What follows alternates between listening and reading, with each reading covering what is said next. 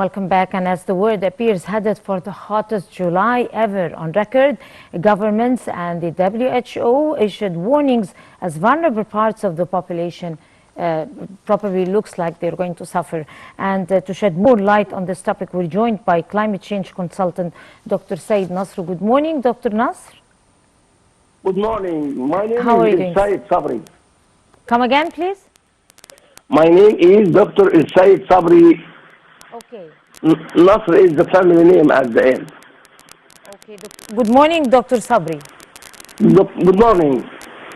So what is the problem with the climate change? What is going to happen during that summer? Is it going to be that warm to the extent that people are going to suffer? There is going to be some serious repercussions over some parts of the world. Explain to us what are we going to face during summertime very soon, or currently. I am afraid that we are going to suffer from the worst in the coming years, because as it is well known that these few years, the last few years, are the hottest years in this century. These years. The last few days in July and maybe August will be also the hottest days in this year. You mean the month of July? Yes, because I'm expecting that. I mean, according to the history of the impact of climate change on the increase of the average temperature of the Earth, it's expected that this trend of increasing the temperature will continue, because as it is known, one of the main impacts of the climate change, of the global warming, is the what's called the extreme weather events, meaning heat waves and also cold waves, not only heat waves. And these heat waves are increasingly with the number and also with the effect of this heat wave. I mean, the highest temperature that reaches may be more than 50 or 55 degrees centigrade. Now, that looks like it's going to be seriously hot. Explain to us why is that happening, and why is that is going to pose more dangers in the near future, in the coming seasons of summer, probably because it's a result of some human practices on Earth, and that's why it is causing those heat waves as part of the climate change that President Abdel Fattah al-Sisi is really concerned with, and he even talked about it in the Nairobi summit. So talk to us about the reasons behind the extreme heat waves that are hitting the world starting from this year. The main reason of the global warming and this increase in the temperature of the Earth is human activities.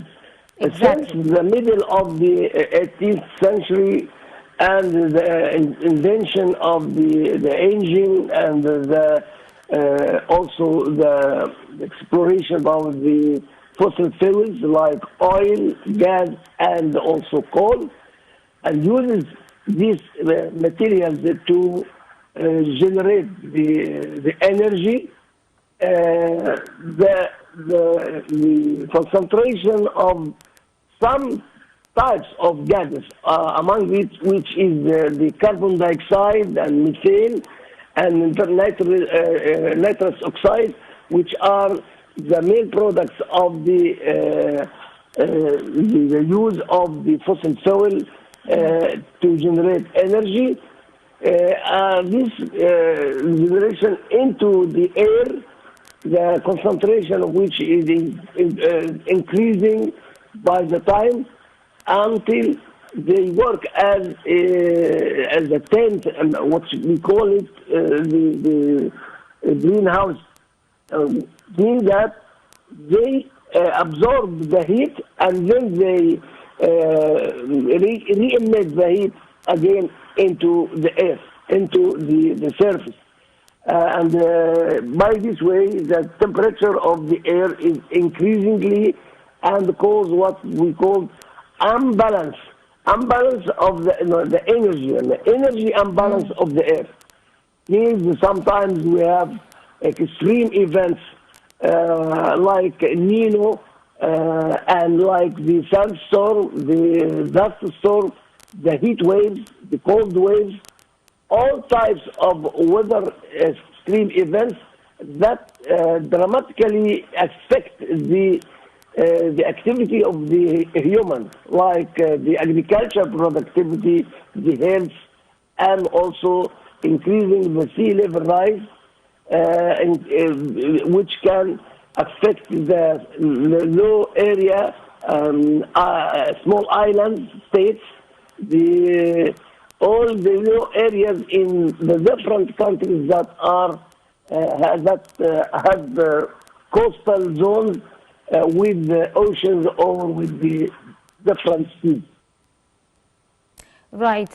Well, talking about achieving sustainable development, it definitely you might require comprehensive approach, and it's difficult to achieve all the goals of sustainable development while not taking heed to seek the solutions for one of the biggest and the most important prominent goals of sustainable development, which is facing the climate change. So the challenge of climate change does not recognize national borders.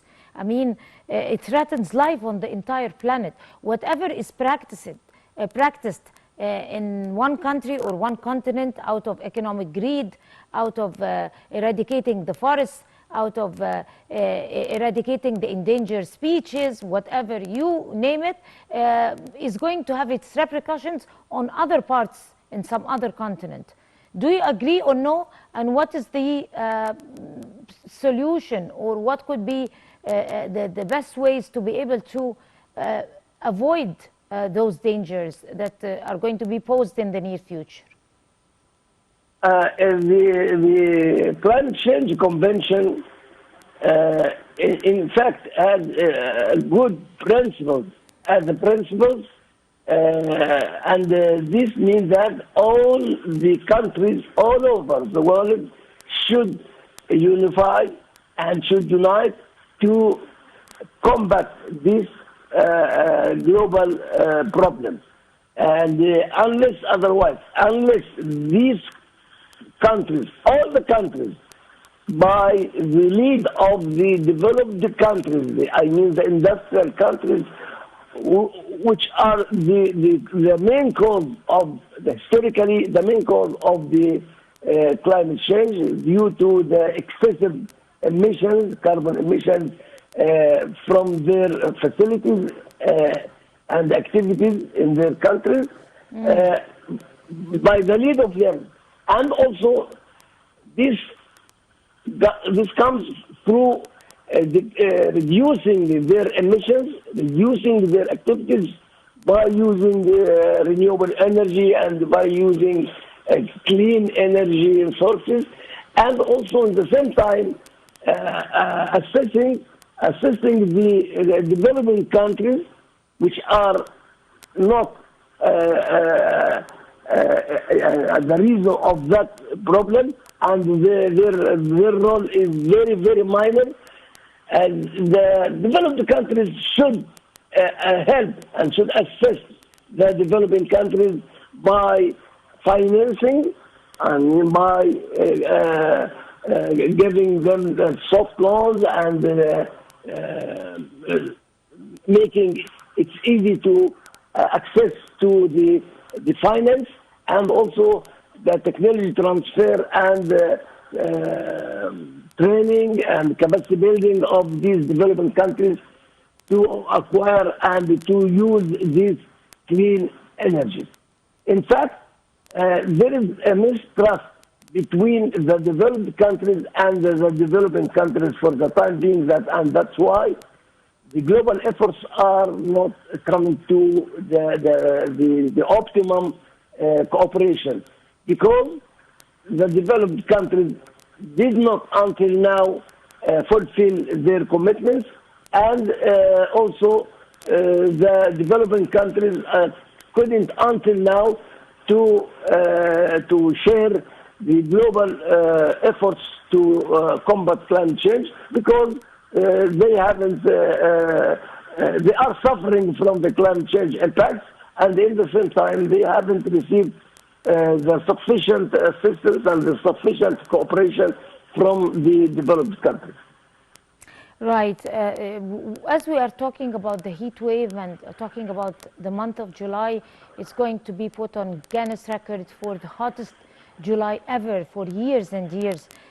These are definitely posing a real challenge and great danger, as we earlier mentioned, over many aspects of life and many points of concern. So what could be the recommendations that could be voiced by the UN to decrease repercussions over this disaster?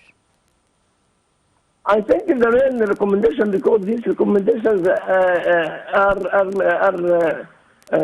mentioned many times before, there should be a real cooperation between developed countries and developing countries. It means that this mistrust should be break down, should be broken. I mean, there should be a real common vision and a common and real trust between the developed and developing countries when they, in the conferences and the meetings, they promise by many pledges, and in reality on the ground, they only give part of these pledges and not all. And I mean that they didn't fulfill all the promises I mentioned and all the pledges I mentioned under their commitments.